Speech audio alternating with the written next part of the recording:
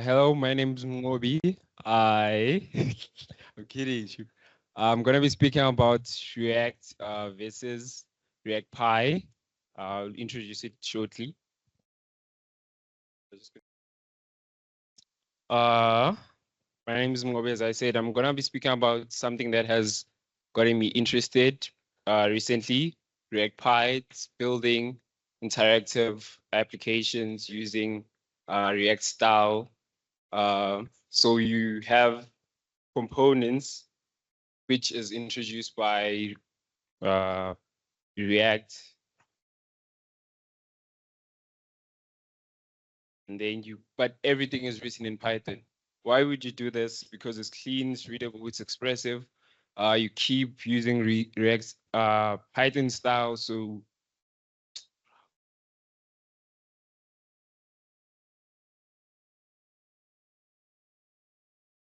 okay. So you're gonna be writing React applications using Python. Why would you do this? Because it's clean, it's readable, and it's expressive. The React Python is the first language that I ever learned, and it's the most languages that universities teach because of these reasons. It's very easy to pick up, and with React, you have a library that's written in JavaScript, which can be very hard for some people because of promises, semicolons everywhere, curly braces everywhere. The syntax is very hard on its own. React is a library that focuses on component-based logic. So you split up your UI into different units, which you can reuse later. It's reactive, meaning when data changes, it's React will re-render everything for you efficiently. And it's declarative. You just say what the UI should look like, and React will try and mesh that and render it efficiently. So ReactPy is the takes the good on both of these components or both of these concepts. So the concepts from React.js, the ones I just mentioned before, you then the concepts from Python, making it very user friendly and very usable, and combines that into a library called ReactPy. So you can build applications Python using React components. This shows very clearly how ReactPy is tied heavily into React itself. So building in React, you build components using JSX, which is the syntax for rendering your HTML, but you write it in JavaScript. It has a component tree, uh, and in React, then React syncs that the JSX with to the DOM to display to your UI.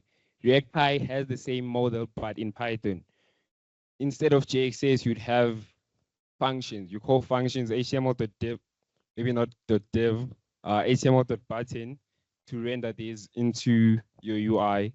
React builds a virtual DOM in Python, and it syncs those changes to the user. So why would you even consider using this? Because if you love Python already and you're already familiar with it, then you can easily learn the new concepts that I just mentioned, the components-based model, state management. You can learn that without having to pick up a whole new other language. And if you want to prototype something real quick, you easily do that without installing every node module known to man. Building as a self-respecting software engineer, I ate my own dog food and created a task manager on both React and ReactPy to illustrate the concepts that both of these have already. So we'd have concepts like use states, the use effects, storage, text storage, and all CRUD functionality. You can edit, you can delete, you can do all sorts of things. This is a quick code comparison of the JavaScript one and the ReactPy one. You can clearly see the syntax on JavaScript is very heavily tied on there's even like anonymous lambdas in here. In the ReactPy, you just declare your function, you declare the dependencies, and you call the function that you want to happen. If something changes, save task. It's that simple. You don't have to do all these error functions. So now that I've shown you the theory, let's see if it holds up. I have two instances running of the same application. So the one on the left is the ReactPy one, and the one on the right is the React one. I really urge you to find differences in these two. They have all the concepts I just mentioned. So it's React, maybe just add React demo. Just add a task, maybe have it as high priority, maybe not have a due date. If you want to edit your task, you can easily do so. Where was it? Direct demo. Maybe you want to add a due date afterwards, you can easily do that. Here I've illustrated it on ReactPy. You can do the exact same thing on the React app. So I could mention but more features, but because of time. So that I've shown you that this concept can actually be applied to work on real applications. It's time to build realistic applications. Right now, the library is very new.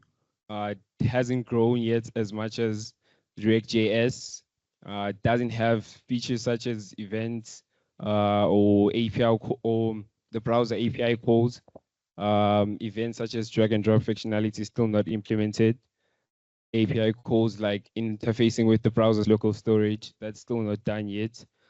It's still best for small apps and experimenting, so you can still pick it up. In conclusion, that's it. So I really urge you to go and try out ReactPy. Thank you. It's open source also.